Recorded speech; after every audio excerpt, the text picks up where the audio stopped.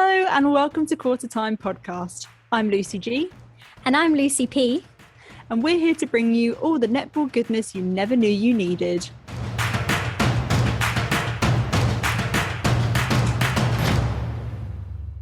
Hello and welcome to episode 14 of Quarter Time.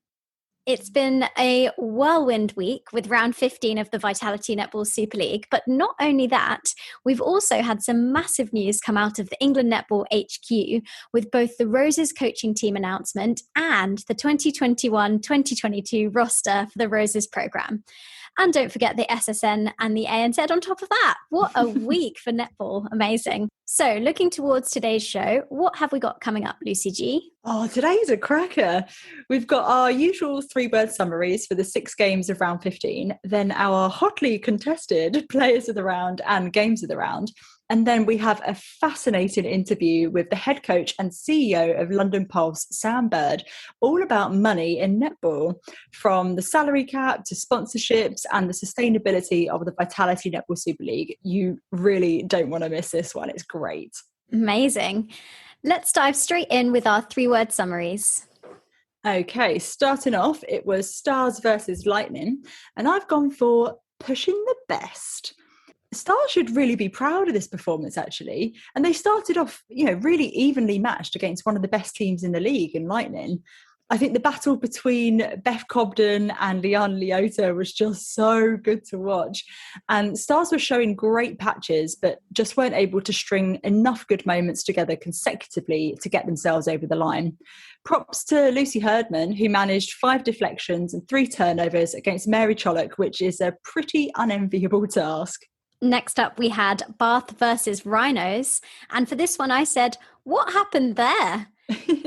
This was a surprising one, given Rhinos' form in recent weeks, and we were really hoping for a close competitive game. Rhinos just seemed to be struggling to find those beautiful attacking connections from last week, and also struggling with the physical and mental dominance that the Bath defence were putting on them. I thought Serena Guthrie had another outrageously good game, pulling out all the stops with the tricks and her acrobatics. I cannot cope with that. She's just outrageous, isn't she? Following that game was Sirens versus Storm, and a big thank you to none other than CEO of Netball Scotland, Claire Nelson on Twitter, who has gone for Iron Brew Energy. Nice. Talk about a game of 2 halves, blimey. I thought we might have a goal for goaler on our hands in this one with absolutely nothing between these 2 teams in the first half. But Sirens were like, yeah, no, we're here to play now. And then just killed it in the second half, almost doubling both Storm's quarter 3 and quarter 4 scores. Wowza. Next up, we had Dragons versus Thunder. And for this one, I said, not there yet. This was a strong effort from Dragons, who almost managed to go toe-for-toe with the reigning champions for most of the game, with a goal difference in quarters 1, 2 and 4 of just 2, 4 and 1 respectively. But they lost their heads in quarter 3 with a goal difference of 7, just 8 goals to Thunder's 15, and then the uphill climb was just too much from there. Thunder looked pretty solid and comfortable and were able to bring on the youngsters in Pearson, Scholes and Neil. First up on Monday, we had Lightning versus Storm, and I've gone for an absolute pasting. Talk about a rough day at the office. This was a really tough one for Storm, who've suffered a series of defeats recently that they probably would have been hoping to scoop. And in all honesty, the game was lost from the first quarter. Storm had double the number of unforced errors to Lightning at 16-8, with 7 of these coming from Yaz Parsons alone, who didn't have her best outing on court, I think it's fair to say. I'm not too sure what the answer is for Storm at the moment, but one thing's for sure is that Mickey certainly has the passion and the will to turn things around for her squad. Our final game of the round was Wasps versus Pulse. And for this one, I said, the Fadoju effect. Wow, this game had a bit of everything.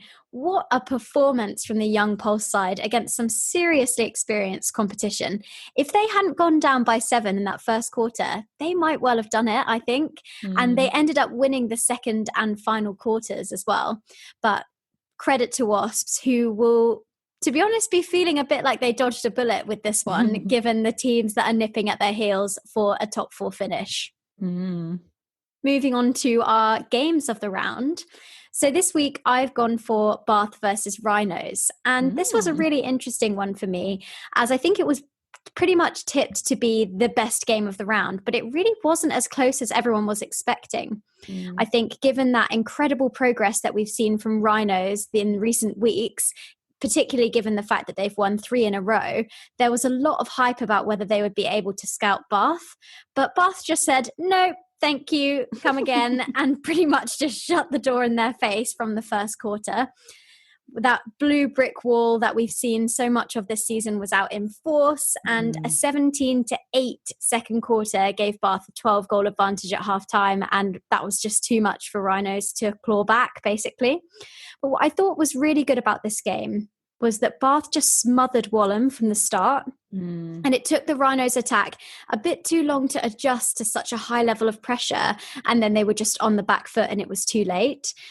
Bath obviously scored 59, which was their third highest score of the season. Kim Borgia, 43 goals at 93%, and Sophie Drakeford-Lewis shooting 100% again, which we pretty much just expect from her now, which is frankly outrageous. We also saw Summer Artman be suspended at the end of the game, which I personally thought was quite bizarre considering she'd only just come onto the court, but there we go. And it was right at the end of the game, so it didn't really make a difference. Just a shame, as I think she'll be pretty disappointed with that. But overall, a real statement from Bath, who are now 14-1 this season, which is incredible. Yeah, what a record. Yeah, the thing with Summer Artman really puzzled me, because I understand why she was sent off, because once you get to the caution, the warning stage, you have to follow the game management rules. So there's no choice for her but to go off. That was the right thing to do. But it was the calls that got her to that point that I just didn't agree with. I don't know. I think some of them are a little bit soft. Again, Gary Burgess, do not at me. And I think given that she hasn't been named in the Roses squad this year when she was in last year, that was probably a bit of a rough week for her. Yeah, definitely. Which game have you gone for this week, Luce? So I've gone for last game of the round, Wasp versus Pulse. I was sort of on the fence with this one. I was a bit like, are Pulse going to get a bit of a paste in, or are they actually going to be able to scalp Wasp and have a really tight contested game? And I think given that they've lost Hallie at one end and Siggy at the other, it would have been quite easy for them to just crumble and have a bit of a disastrous game. But I felt like they've really galvanised as a team, and you could see that like team spirit and team morale come into play following Hallie's injury.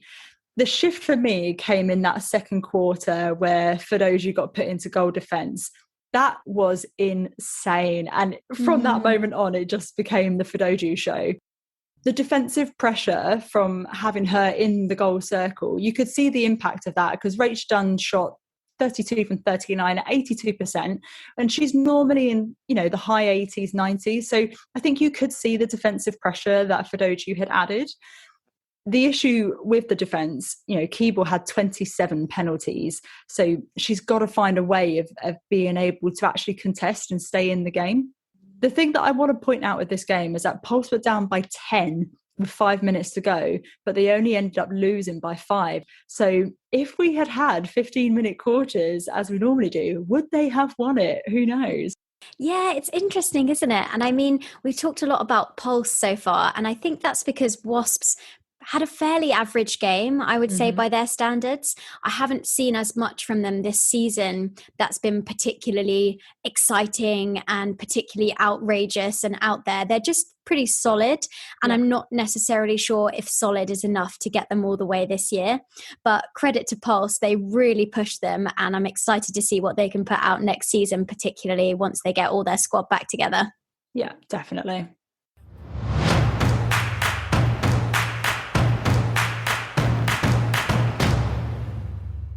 Moving on to our players of the round. So this week, I unsurprisingly have gone for the legend that is Fumi Fedoju. Now, she has already been named as player of the round by Lucy G back in round 4, but I completely feel that she is deserving of this award again. What an awesome performance from her this week. I don't think I really need to go into that much detail about this one, as her performance on Monday against Wasps pretty much speaks for itself. She was incredible. 2 intercepts, 11 deflections, 8 turnovers. More than Fran Williams in terms of deflections and turnovers. And bearing in mind, Fran is a full-time Rose who just went to the World Cup a couple of years ago. As you've mentioned, that move to bring Fadoju into GD at quarter time was very, very smart. And Pulse actually won the second quarter, keeping Rachel Dunn to 6 attempts in that quarter, which is absolutely unheard of. I just think Fumi is so consistent, so athletic, and most of all surprising, because you just never know what to expect when she comes out on court, and it's just so great to watch. She has to be on the court for Pulse. I think Tamsin said it as well in commentary. Whether she's at wing defence or goal defence, she has to be there because she's such a natural ball winner. And she's going to be a complete headache for attackers. Well, she already is a complete headache for attackers, but I'm so proud that she's in the Futures programme because she just really deserves it. Yeah, I hard agree on everything you've just said there. And I think what's incredible is that we get to see her development over this season, remembering the fact that she is only 18, like crikey. But the fact that we can see every game televised in her, what I would probably say is her breakout season, is just incredible, and means that we don't miss a moment of it. And I just think she is a super special player with a really bright future ahead of her. Yeah, 100%. So who have you gone for this week, Luce? So I am taking a dive into the mid-court, and I have gone for Nat Panagari. Nice. You know what? I think Nat is a super underrated player. I think she quite often goes under the radar, but she really caught my eye actually in the Legends series. And from then on, I've been keeping a close eye on her. She's really impressed me. And I'm super chuffed that she's in the Roses, because she is exactly the type of player that you want on your squad. She's dedicated, she's a grafter, she just knuckles down, gets the job done, doesn't make any fuss. She's exactly the type of person you want on your team. She only had 1 unforced error in the Stars game, and considering how much she handles the ball, that is pretty awesome. Again, just 1 unforced error against Storm, and only 3 penalties. But we all know from how she plays that she really gets in amongst it. So she's super clean this round. She also had 3 deflections as well in the second game. So she does a really great job at slowing teams down on transition. I just can't wait to see how she enhances that Rose's environment, particularly with Liv Murphy now in the coaching setup. I think it's going to be great things from that. Yeah, she's really grown on me a lot in recent years. I used to think that maybe because you don't necessarily notice her because she's not that flashy player who's going to come leaping through with the intercept, but she just gets the job done, like you were saying, just quietly goes about it. And actually, you're seeing from this Lightning team in particular how much of a leader she is for them and how crucial she is to their success so far this season. Yeah, absolutely agree. She is a cracker. Coming up next, we chat to Sam Bird from London Pulse about the juicy topic of money in netball.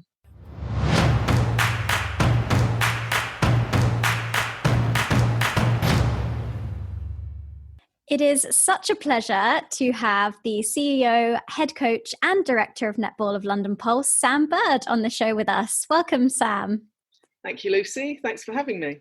Thank you so much for joining us. Fantastic game on Monday. Really nail biter. We were on the edge of our seats, and you just get this feeling that Pulse are on a real upward trajectory at the moment, which is fantastic to see. You've obviously had a couple of unfortunate injuries recently, but then also the fantastic news about the Roses selection as well. So tell us, what's the mood like in the camp at the moment? Well, it's genuinely is a bit of a roller coaster in our camp. We're obviously delighted about having 5 athletes in the Roses programme. And as you know, we've got lots of junior athletes coming through the pathway as well. So that's a real achievement for our club, still being a relatively new club, to pre-producing those players. A lot of those have come through our pathway. So that was lovely news for everybody. And they got really good support from all the other players that we have. So that was really good. And yeah, we feel, I guess, as you know, at the beginning of the season, we had quite strong ambitions to make that top 4. And it's fair to say that it took us longer than we had hoped to develop those connections and those strong performances. But the performance against Manchester Thunder and then the performance this week as well against Wasps just really showed what we're capable of. And although they were losses, they really were performances that the coaching staff were really pleased with, and the players were really pleased with as well. So I think one of the things you always want as a coach is to see that improvement on the second leg when you play a team that you've lost to before. And I think the improvement against both of those sides is testament to all the backroom staff and the effort the players have put in. So it is giving you a glimmer of what we're capable of. And I get very excited about that. And it just means that every match now is just another exciting opportunity to show what talent we've got. Yeah, absolutely. It is amazing to see. And I think if there was a most improved award for the season, London Pulse would definitely have that. For some of the performances recently have been incredible. And it's just such a sign of what's to come for such an amazing squad. So yeah, really chuffed to see that. Oh, well, thank you. And the girls, win, lose, they come back into training, they're back on it, they work really hard, and the culture is a really important thing for us. And the fact that we've stayed so positive in the face of those hard defeats is real testament to the culture we've set out as well. So good things to come from the club, definitely. Yeah, absolutely. So today we wanted to chat to you, Sam, about money in netball. So a little bit of everything from player payments to sponsorship, and how we can use money and a business model of netball to commercialize and professionalize the game. So you are in a fantastic position, we think, to talk about this because of the number and quality of amazing sponsorship deals which you've been driving forward at Pulse, which we will get back to in a moment. But I wanted to start kind of at the deep end, really, with the financial setup of the league as a whole. So can you explain a bit for us the business structure of the Super League and the pros and cons for having a franchise model as we do at the moment? Yeah, so it's obviously made up of 11 clubs. The Super League is owned and run by England Netball. It has its own separate Super League committee and management and board that oversee the key decision making in relation to where games are played, how many games are played, who sets the salary cap, what the conditions for the players are going to be. So they set out what they think the competition should look like. However, as you know, we've got 11 clubs within the league who all have slightly different structures and who push upwards into those plans to make representations as to how the league should look, how the clubs should be supported, what the product should look like to make it entertaining, how we drive more fans, all of those sorts of things. So the clubs have a say in terms of what the direction of the league should be, and it's fair to say there's differing opinions and different people have different ideas about what the future of the league should look like. But I think what I would say is there's a unity about recognising how good the league has looked this year, and the visibility of the sport has been outstanding this year, driven because of circumstances, but nonetheless everybody's responded really well to produce a really strong product. And I think one of the key things is now how we push on from that and how the clubs are supported, and it's sort of a two-way process in terms of everybody connecting to make our product better and more visible. Fantastic. And so how does a franchise become eligible to participate in the league? You have quite a painful process of application. So in theory, anybody can apply at any time to be part of the Super League. But as you would imagine, there are lots of caveats to that. Nobody can just rock up and enter a team. And you've got to show that you're financially viable, that you are able to manage a team, pay for the team, manage all the corporate responsibility that sits around that, and be financially viable to stay within the league as well. So it's quite a difficult process. As you know, there have been a couple of new clubs over the last few years, us being one of them, and my predecessor did an outstanding job in terms of getting us a place in the league, but it's not easy. And I think one of the things that is a challenge for Super League is that there's no standard model. So you've got teams within the league that are run very differently and probably have different priorities in terms of what outcomes for their particular club are.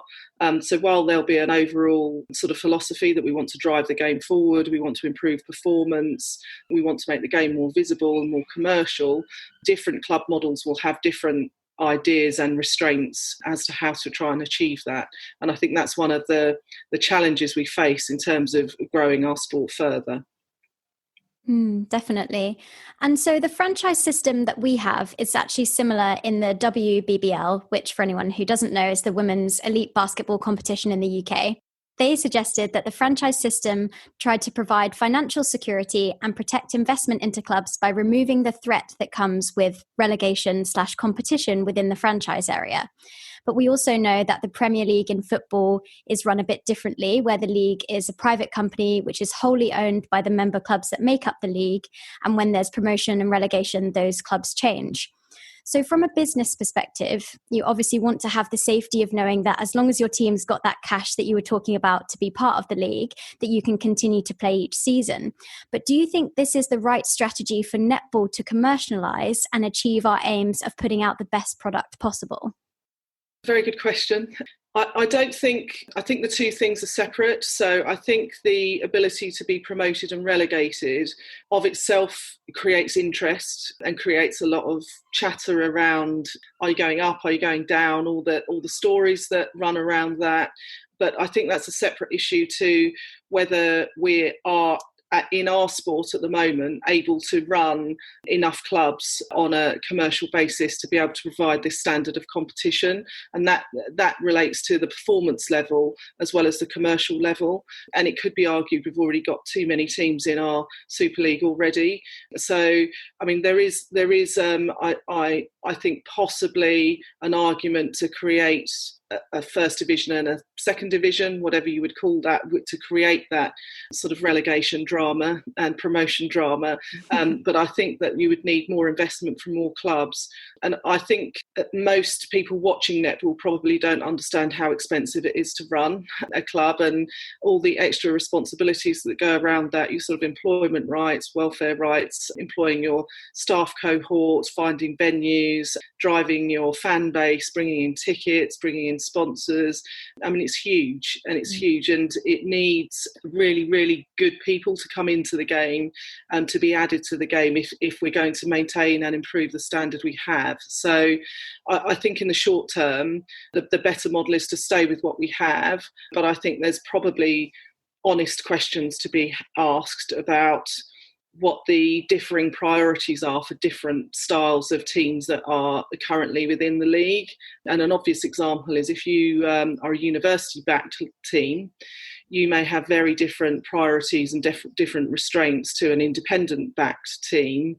And that creates all sorts of different challenges regarding agreeing what the salary cap should be, how you recruit players, whether you invest in a pathway with younger athletes if you really are only interested in driving athletes from a certain age. If you're a university club, if you're an independent club, then you want more partnerships, more connections. So I think that's one of the real challenges is what's a perfect model. As you know, some of the clubs are linked with rugby clubs, and so they have different drivers as well.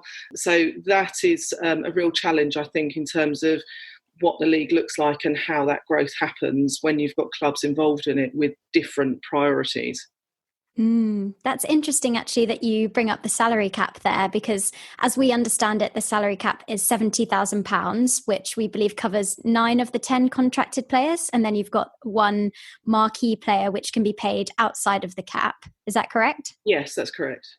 And so, I felt that felt really severe. Sorry, I feel like you were on Mastermind or something. Correct. You have scored 3 points. Moving on to the next round. Fantastic. So for comparison, for our listeners, the total player payment cap for the SSN is equivalent to £290,000, meaning they can provide a potential average salary of £42,000 compared to under £8,000 for the VNSL. And we heard you say on the Anything But Footy podcast that it is, quote, embarrassing saying what the salary cap is to potential sponsors. So can you tell us a bit more about what you think is reasonable for the salary cap to be increased to, and whether you think that the limitations of such a low cap are holding the league back at all? Yeah, I mean, I'm a real advocate for significantly increasing the salary cap, not just because I just want to pay the players more. But I feel like our sport undervalues itself massively, and we undervalue the staff within it. You know, you'll see jobs advertised within sport, but female sport in particular, on really low salaries. It means essentially that the best athletes can only really be semi-professional at best. Those that are lucky enough to be, or have earned their place to be in the full-time programme with the Roses, are, you know, very few in number, and they've already made it. And it's what concerns me is the ones that either don't reach that level but can still be very good professional players, just don't have a window to do that. So the driver for me is that, you know, if ultimately we want to win the World Championships, we want to win Commonwealth Games, we should be trying to compete on an equal footing. And that means putting our players through a rigorous and professional programme. And we just don't have that at the moment.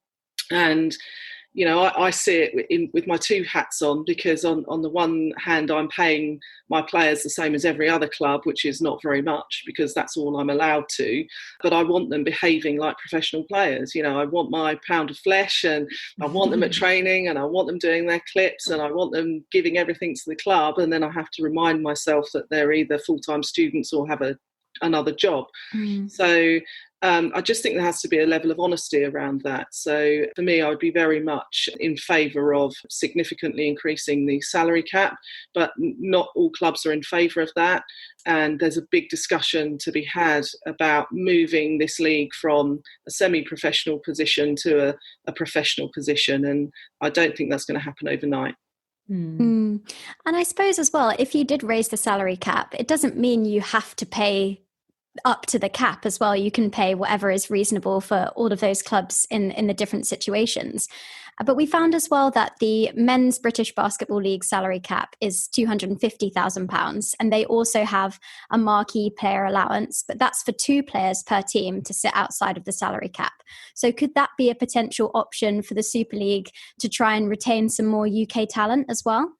I think ideas like that have been floated and are still under consideration, and I probably shouldn't say any more than that at this time, but I think there is a genuine will, and clubs are welcoming discussions around how we change the model to bring in more money. And there is in fact a salary collar as well already, so there is a limit by which you can't fall under in terms of paying your players. I guess it's for us at London Pulse, we're really lucky. We have great owners, and we've been able to bring on some really good partnerships, as you mentioned. And so for us, our philosophy would be set the bar higher and we'll meet it. But you know, that's just the way we work at London Pulse. So, you know, if somebody sets me a target, I'm just that type of person that I want to try and meet it and beat it. So it's a bit sort of chicken and egg, isn't it? If you don't take the risk to raise the salary cap, then it's arguable that nobody's driven to go out and look for that extra funding in order to meet that. So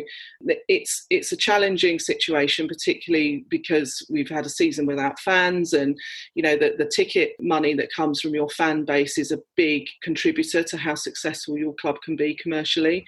So there are a lot of unknowns at the moment, but I certainly think there has to be a transparent and honest discussion about where we're going to be in 5 years' time, and are we going to be in a position to pay our players a professional salary in 5 years' time, 10 years' time, whatever that looks like, so that we as clubs know that we have to get out there and raise revenue.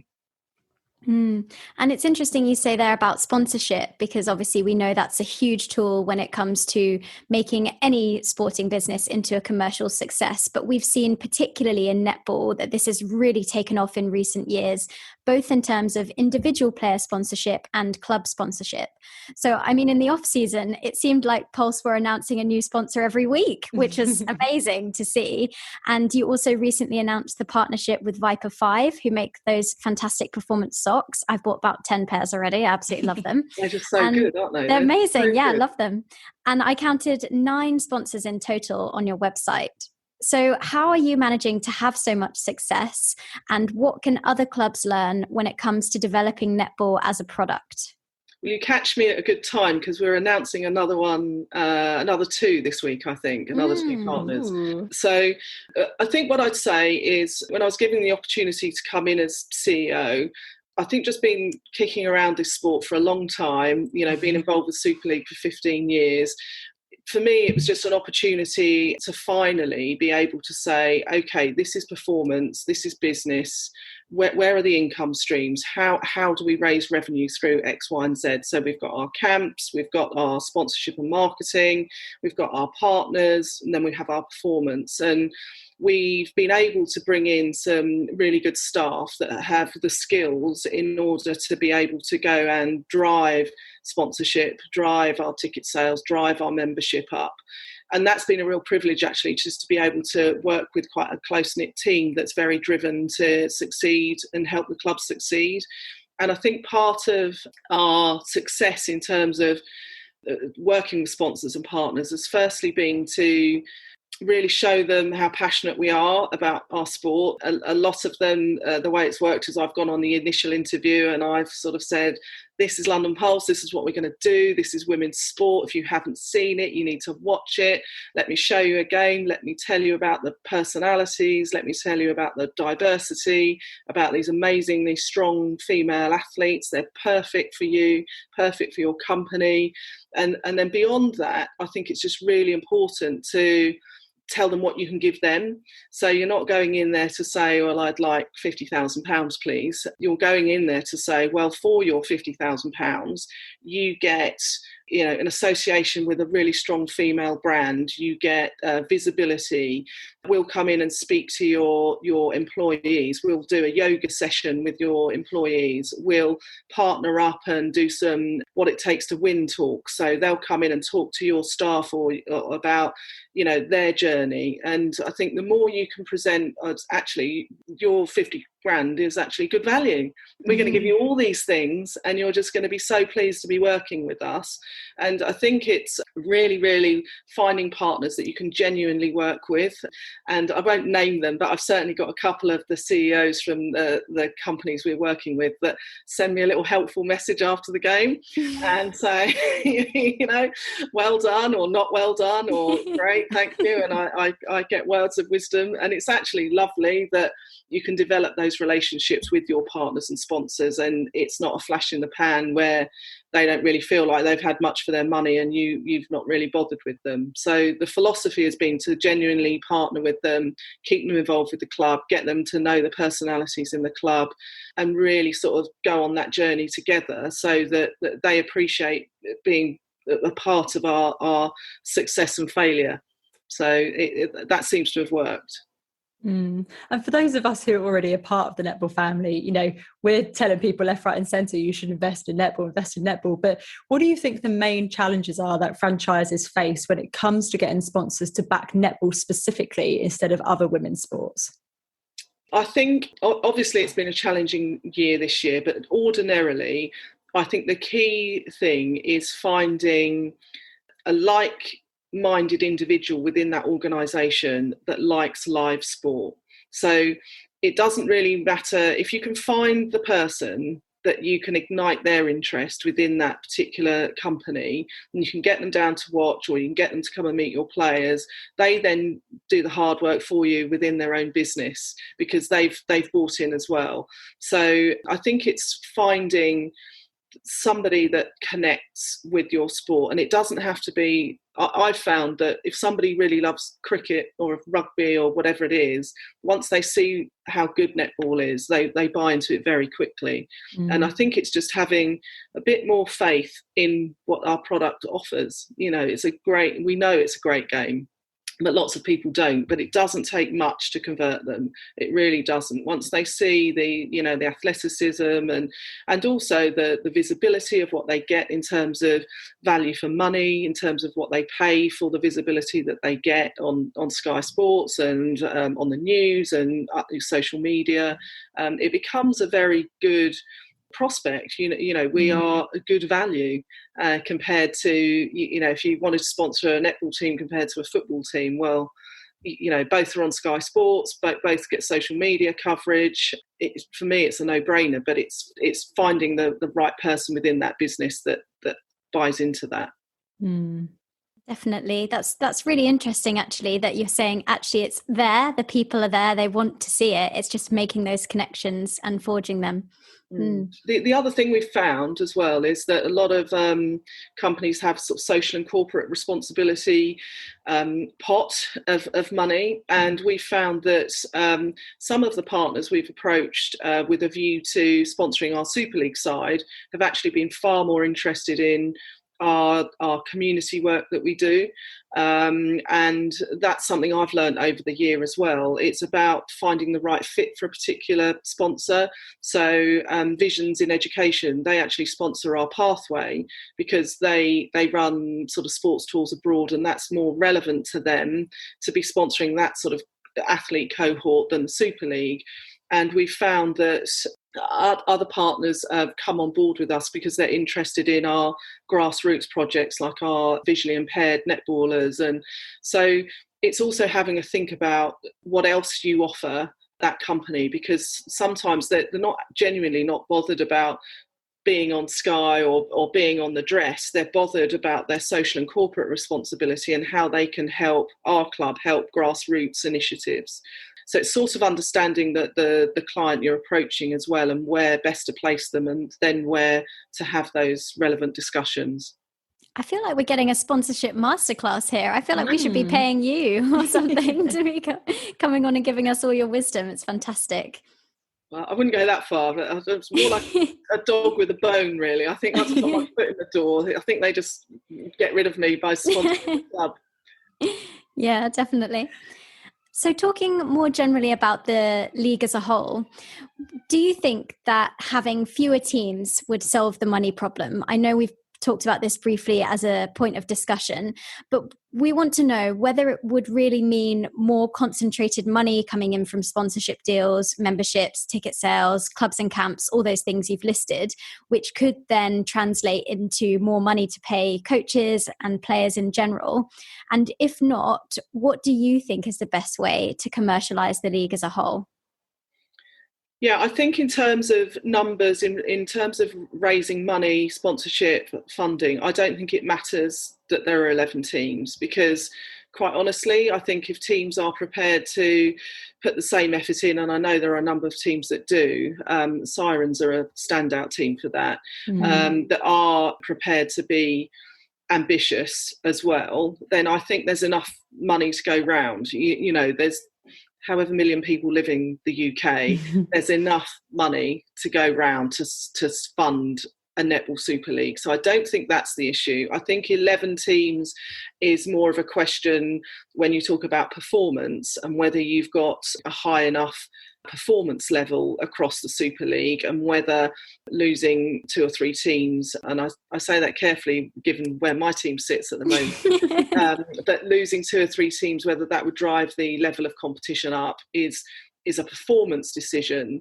But I genuinely think that, you know, 11 teams, or even if you had 2 divisions of, let's say, 14 teams, 16 teams, there should be enough to drive enough commercial revenue. But it's about being prepared to do it. It's very hard work. You've got to, you know, it takes months and months and months sometimes to get these deals over the line, and it is hard. It's hard work, but it can be done. And I think you know, there are some shining examples of that from clubs within the Super League, and you know, there has been improvement, I think, but there's a lot more improvement to be made. So do you think there is enough transparency when it comes to the financial side of things in the Super League? So, for example, you can find online loads of detail about the SSN, including salary increases in recent years, the benefits the players can enjoy, things like cars, health insurance, and even a technology allowance. So do you think that further transparency might put the magnifying glass on this side of the sport, which it can sometimes be often a bit brushed under the carpet, and result in positive changes? Another very good question, Lucy. I think that would probably come down to the governing body of our league to make those decisions. But again, I'm all for transparency. I think although these things are uncomfortable, they are drivers for improvement. And you know, if you're not if you're not cutting it in terms of some of those areas as a club and others are, then you've either got to step up and improve your own system or you'll be found out. And so again, for me, I think it would be a positive step.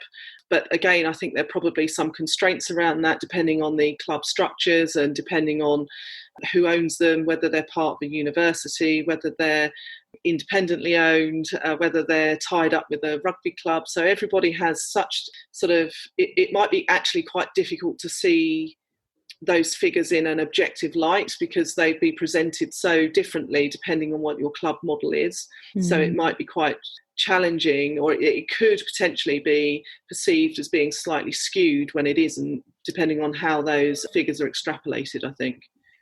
Yeah, definitely. I think that there's obviously more work that can be done in this space of visibility, and also in terms of being able to compare ourselves to other sports. I think we're sometimes a bit shy to do that. And generally as women, I think there's some statistic about women not asking for more money in interviews and, you know, underselling themselves, definitely, which we've talked about. So I think it's definitely a point of growth for the league and the sport in general to be considering moving forwards.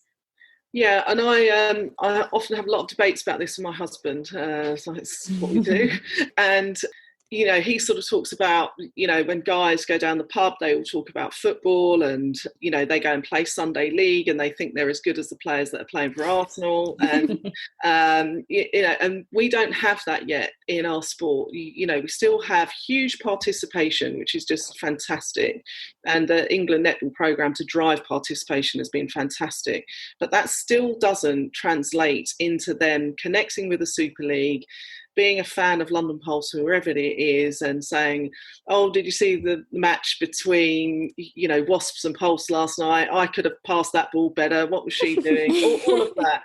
We do not have that yet in our game. And I think that's one of the absolute keys to unlocking the next sort of level of success in our game, is to somehow drive all those people that take part, millions of women and girls that play netball, that have no interest in Super League.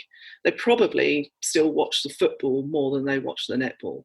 And so for me, that's a huge thing and something we're really trying to change at London Pulse by engaging with men's netball, with social leagues, just so that we can have a visibility there. So it's not just having visibility on Sky, it's having visibility up the road where your local netballers are, and getting them to come and, you know, firstly know you exist, come and support, bring the kids, go out for dinner afterwards, have your opinion on who was any good and who wasn't, and to try and build that into the fabric of what we have in Britain. And that's quite a big ask, and I have a bet with my husband that we can do it, so I need to do that. But I do think it's a big cultural shift.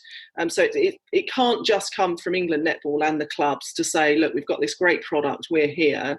People have to want to come and see it. They want to feel part of it. They need to feel that they're a supporter, that they're part of a club environment. And there's so much work to be done in relation to that. That's really, really important. And it's interesting you talk about visibility there, because we also heard you mention on the Anything But Footy podcast that the visibility of the younger age group is something that you really value. And we know that the NPL sits underneath the Super League, but it feels like we haven't really begun to explore the commercial potential of that league yet as a separate competition to the Super League.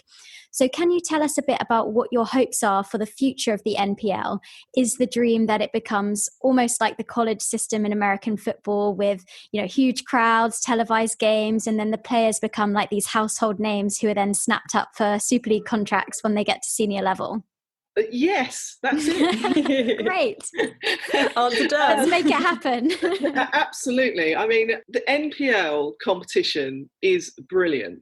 It's just brilliant. I mean, if people haven't seen NPL netball, so I'm just using Pulse because it's an easy example, but if you think we've got 6 under-21 players in our Super League side that play NPL, so you've got Fumi, Liv, Kira, Peace, who have I missed out? Zara, all amazing players that play other amazing players at their own age group. The standard and the competitiveness is just brilliant. and you've got so much excitement wrapped around that with the parents and aunties and uncles. You've already got a ready-made fan base. It's really, really good entertaining sport, and really good entertaining netball. And in fact, we're live streaming a couple of our NPL matches this year with the company ISG, because it's not wrapped in and around the Sky package, so we can live stream our own matches. And I think it's a huge area for improvement. And again, I think when we talk about engagement, these girls were at uni, a lot of them, or I mean, some of them are still at school. Well, they're at school with all their peers. They'll all come and watch it. You know, if their buddy is playing on telly, playing in an NPL competition, or it's being streamed, then all of a sudden you've got your whole school watching, you know, and that's a whole new audience. It's a whole new way to get people to watch, because they'll watch their friends playing, and it's a really good quality product. So I'm all in with that, definitely. Absolutely love that. It makes me feel so old though. My goodness, like the talent that these players had. And like you said, they're still in school. I'm like, oh my God, there's me creaking over here, getting up and out of a chair. Yeah, we had that with Peace. As you know, she came in, Peace Akinyemi, to replace Hallie. And she's at school. So she was in our squad on Monday night, and, you know, we're talking about making sure she gets back to school okay, safely. I mean, you know, if you think you feel old, imagine. But so, you know, the talent around the country, you know, Manchester have an amazing pathway, as you know, but all around the country, there's just so many exciting young talented players to see. And I think people would really, really enjoy watching it.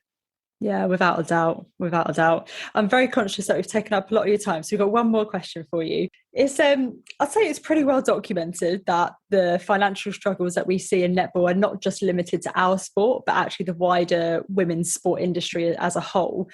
There was a fantastic study called Closing the Visibility Gap that found that women's sport will reach £1 billion in revenue if female athletes and teams are made more visible. Now, to me, it seems like a bit of a chicken and egg scenario where we know that the investment will get more eyes on the game, but until there's more eyes on the game, the investment is quite hard to come by. So what do you think is the best way for netball and women's sport in general to break out of this perpetual cycle of investment versus viewership? Yeah, I think whilst Sky Sports are amazing and they support our product really well, that can't be the only answer in terms of visibility. I think, you know, my kids don't watch telly at all. They watch everything through streaming, through different channels. And I think we just need to be far more creative about how you can get the game onto different platforms. I still think free to air would be really important as well. So getting on a mainstream terrestrial channel, even if it's a highlights package, would be crucial. But I think even clips, you know, just even, you know, Fumi flying through the air for 5 seconds and then being streamed or clipped or onto a strong social platform gets interest, you know, and we've got so many amazing players across the whole Superleague. Every club has 4 or 5 absolute outstanding superstars, and to even just be able to reproduce those sort of special moments. There was Liana's 360 that she did at the weekend, you know. Outrageous. Just get that out there over every possible means you can, so that it sparks interest. And you know, I don't even think people need to necessarily watch a whole match. I think they just need to understand the excitement and the drama and the culture of the match to be interested. And I think it's just moving away from that sort of fairly standard, okay, we're just going to put it on telly and cross our fingers and hope people like it. We have to move away from that and look at how different people view our sport. And another part of the population, my staff often think I'm bonkers, but they did with this, but now they've apologised. So that I think we neglect a massive part of the population, which is our older population. You know, you've got an elderly population in the UK, a large retired community that have all got money to spend and time to come and watch matches. And I think they're thoroughly neglected from our sport. You know, if grandma and granddad can bring so-and-so to netball, understand what it's about. It's a day out that they've grown up watching variety of sports as, now senior adults in the community, watching cricket when it was on free to air, watching the snooker. They buy in pretty quickly to our sport, I think. And again, I think it's a huge part of the population that is being missed. And as you know, we did some sort of seated netball through lockdown with some care homes, and the response was phenomenal. And I think we tend to think, we need new young people to watch our game. Well, I'm happy if a load of elderly supporters come to watch us and get as much out of enjoying the game. And again, go back and say what they thought of the game. I'm all for that, and it's supposed to be an inclusive sport, and that shouldn't exclude a large part of the population that have retired. So I think it's a big opportunity for us as well. It's exactly like Caroline Barker said, sport is sport is sport is sport. I think she said when we had her on a few episodes ago, if you're a sports fan, you're going to love netball because it's high energy, it's high impact, it's fast paced, and it's so engaging to watch. So yeah, I definitely think you're onto one there, Sam. Thank you. it might be slightly driven because I'm heading for that sort of age group, but So we'll see. But I'm all for inclusivity for our sport, because I think as many people can enjoy it should do so.